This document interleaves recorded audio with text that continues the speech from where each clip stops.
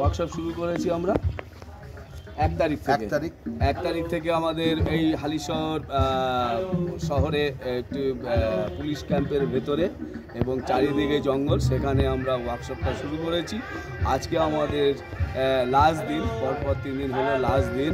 আজকে আমরা হালিশহরে আরেকটা ভেন্যুতে, যেখানে চারিদিকে আপনারা জঙ্গল দেখতে পাচ্ছেন, এটা বিরিয়ানি সাগর, এটা চারিদিকে দেখতে পাচ্ছেন এই জঙ্গল এবং ন্যাচারাল বিউটি।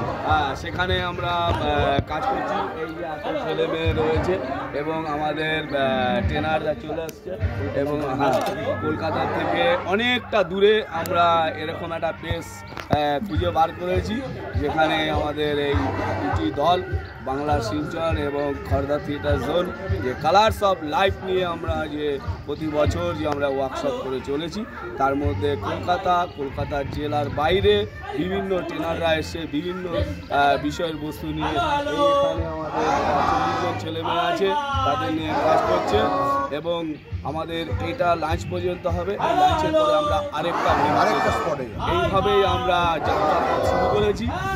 আপনারা আমাদের পাশে থাকুন এবং আমরা এগিয়ে যেতে পারি।